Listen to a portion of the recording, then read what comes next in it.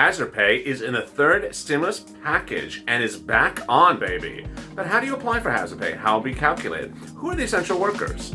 In the next few days, we're going to find out all the deal provisions of hazard pay. We've been told it's in there. We haven't seen it yet. But in the next few days, the hazard pay provision and the whole bill will be debuted on this channel. Third stimulus package and third stimulus check.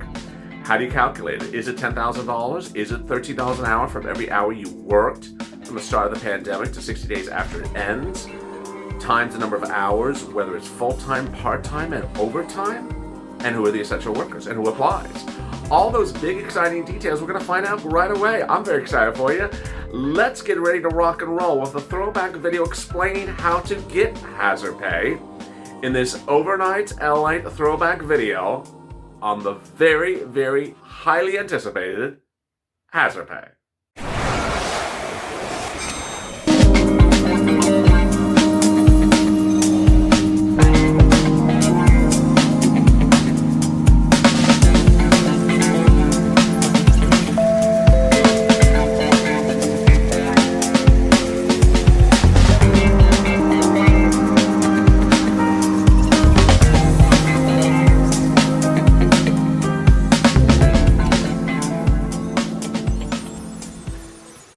Hazard pay heats up as we get closer to a second stimulus package agreement. Hey, good afternoon, everybody. This is Afternoons LALATE. Hope you're good and safe. This video is about hazard pay on Afternoons LALATE, our 2-hour programming block. 4 videos, a new video every 30 minutes, starting with the check, then hazard pay, then FPUC, and finally rent assistance every day at 2:30 Pacific Standard Time. Big developments with hazard pay overnight after a lot of senators came out on Friday and slammed both sides about hazard pay and new details about a program which I will explain to you that will give you money for hazard pay on a state level. First, the details. If you didn't watch Mornings with LALATE this morning or in our video last night, new suggestions that a deal on the second stimulus package could be imminent. A new report, actually series of reports, suggests that the president's team is negotiating with Nancy and Chuck to get a second stimulus package approved, and that the president, who did not draft the HEALS Act, Mitch did, and that did not introduce the HEALS Act to Congress, Mitch did, is distancing itself from the bill that apparently no one likes. The Republicans don't support it, the state Republicans don't support it, and constituents in swing states don't support it. So where are we with hazard pay? Is interestingly hazard pay the only part of the second stimulus package that has been detailed on this channel for a few weeks that the president has never spoken about.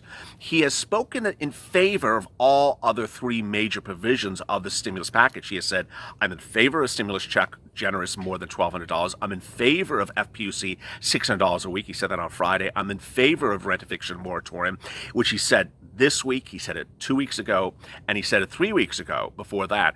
He has consistently said his support for all those, but hazard pay, he has not.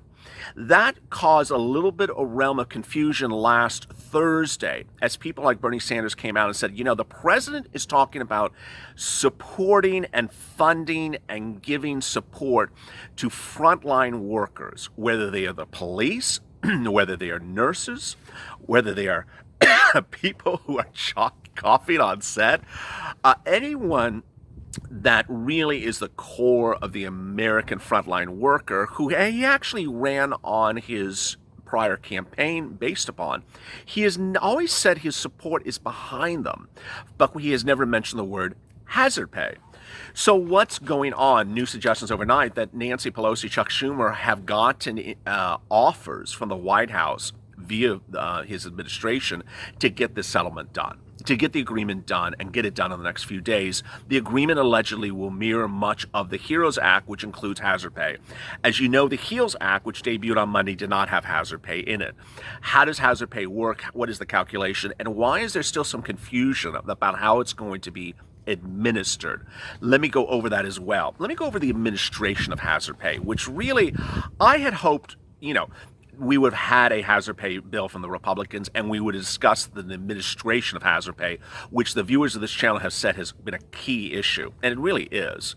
The administration of hazard pay remains clearly unsettled. The Democratic's proposal for hazard pay is that employers apply for it. They apply to the federal government for this grant money based upon their internal calculations, their bookkeeping calculations, which I'll get to in a second.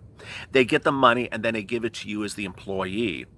But they don't have to. They're not required to do it. And if they don't do it, you have no recourse. It seems deeply problematic. And what I'm going to be getting to shortly is really surprisingly consistent with that. There's a new state program out of Pennsylvania for hazard pay, and they also say in the opening line to it, individuals are not eligible applicants for the hazard pay program. Applicants must be done through the employers. So what's going on here? Mitt Romney saw problems with this, as you did and I did. And Mitt Romney, who's of course a Republican out of Utah, and of course actually on Friday introduced his own stimulus package with Marco Rubio, several weeks ago, earlier, introduced another hazard pay bill that said, no, we're going to require employers to apply for you. That's going to be his mechanism. Employers must apply for you, and employers are compensated for applying for you. It sounds great. It solves the problem. The question is, as I see here on Saturday, I don't know what's going on with Mitt's bill. Is Mitt's bill going to be merged into the Democratic bill? Are the Democrats going to just get their version of hazard pay approved? And ultimately, what do you do if you don't see that money applied for by your employer? What's going to happen? It remains really unclear because it's a lot of money. It's upwards of $10,000. It's owed to you, or, you know, if the individual who was eligible for it has passed, the survivor isn't eligible for the money. It's a lot of money, and if they don't get it, what are you supposed to do about it? I don't know, and I don't know why Democrats wrote the bill as they did. They classified essential workers in the bill, which is a really big issue, and I want to touch on that. It's so important. What's great news about it is that they put it in the bill, and then they also say there's a mindset of this. The mindset is they say they don't want the bill to be restrictive. This is really great news. They want the essential worker classification to be broad, not narrow. They want more people to qualify for the $10,000, not less. So they clearly define certain groups and individual classes of persons working as essential workers.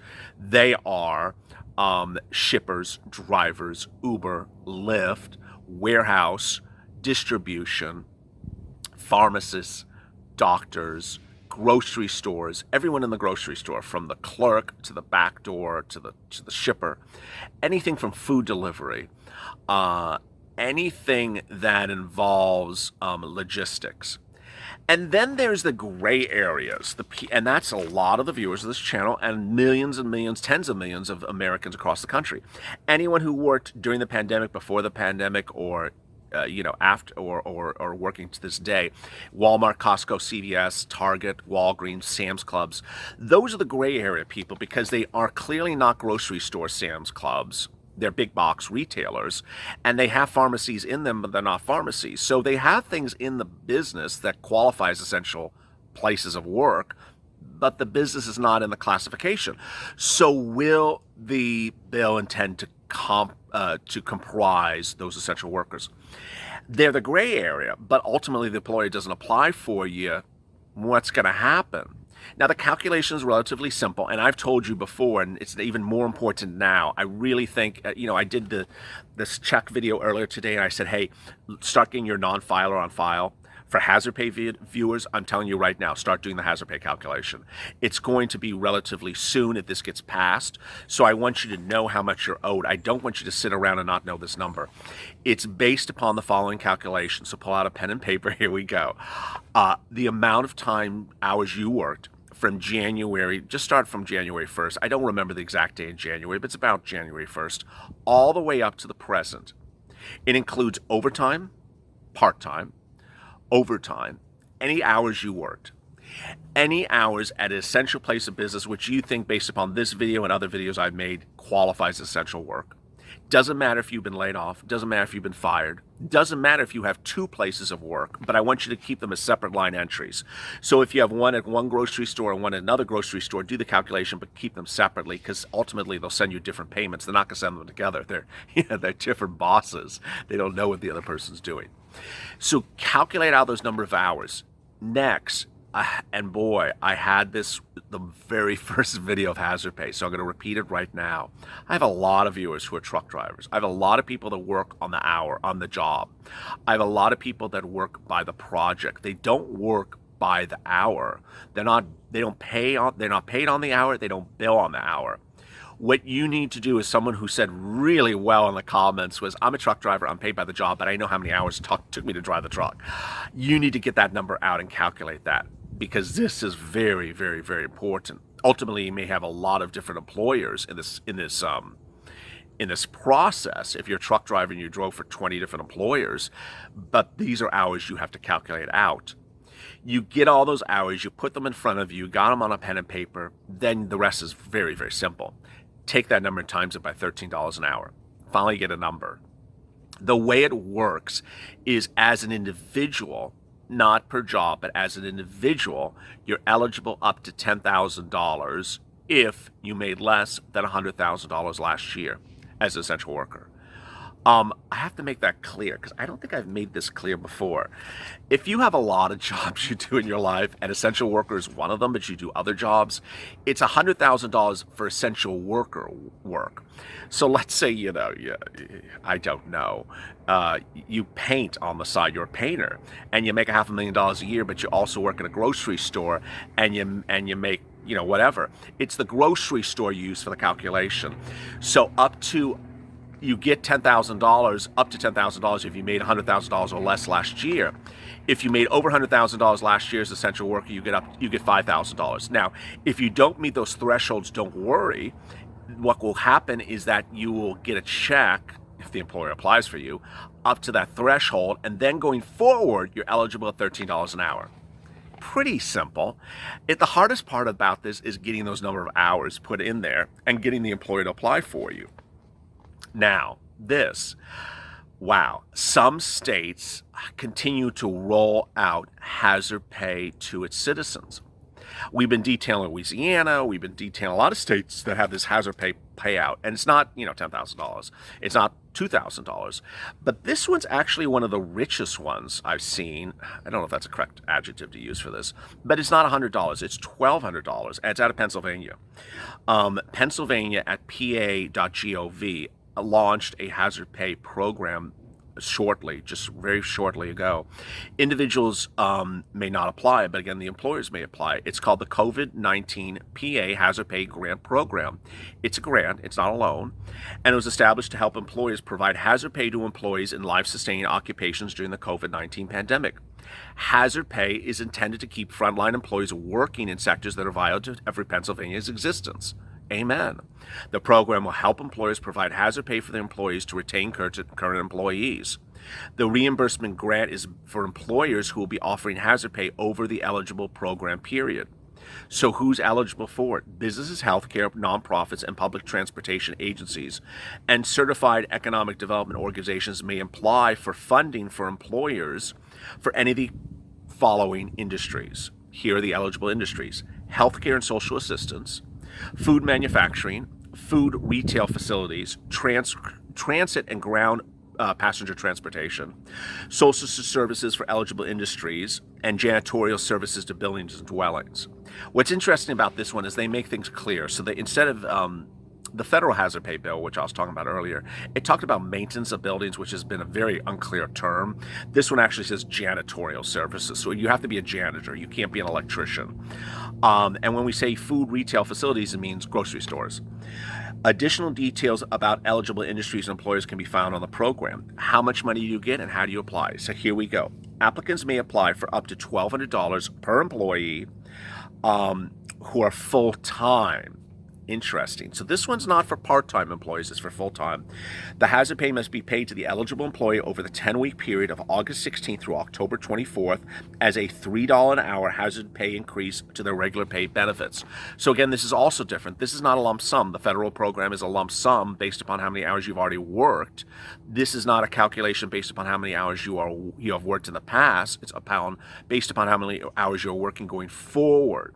So ultimately, don't kill the messenger and drop in the comments. How dare them? I already worked in Pennsylvania through January to April. I was just laid off. You mean I'm not going to get a penny? Yeah, I mean, I didn't write the bill. I'm just reporting the news. This is for people who are still working as essential workers in Pennsylvania and full-time. $3 an hour on top of what they're currently getting. And it's for hours you work from August 16th to October 24th. No employer may receive more than $3 million for the program, which, again, is also another limiting factor, basically saying, hey, if you got 20,000 employees that all qualify for hazard pay, we're going to cap how much hazard pay you're going to give to your employees. Really, really exciting news today. And it really, it's just all changing by the minute. Someone asked me overnight, you haven't done any hazard pay videos in a few days. What's going on? The thumbnail has changed. Afternoons with LALATE is the thumbnail for this hazard pay video, which is always our second video of the afternoon, generally at about 3 p.m. Pacific Standard Time. Coming up next is FPUC, then rent assistance, and this evening around 7:30 is Evenings with LALATE, covering the check again and EIDL. As always, stay motivated, stay inspired, stay informed. Have a great Saturday, and stay on LALATE for more.